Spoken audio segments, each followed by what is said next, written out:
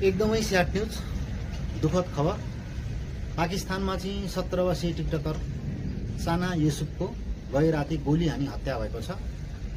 बीबीसीको अनुसार चाहिँ उनको घरमा अज्ञात समूह आएर हत्या गरेको भन्ने खबर प्राप्त भएको छ। पाकिस्तान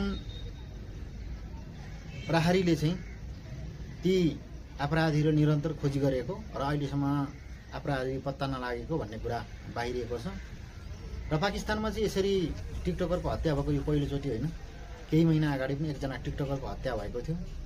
त्यस्तै गरेर मेक्सिकोमा पनि केही महिना अगाडि एकजना टिकटकर चेलीको हत्या भएको थियो। र यसरी चाहिँ टिकटकर बहिनीहरूको चेलीहरूको निरन्तर हत्या भइरहेको छ।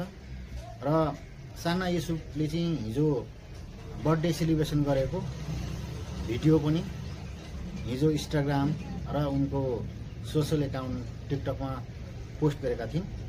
र यसरी चाहिँ उनको हत्या भएको छ। चेलीहरूको चाहिँ यसरी निरन्तर हत्या भएको चाहिँ एकदम दुःखद कुरा, यो आफैमा एकदमै दुःखद कुरा छ।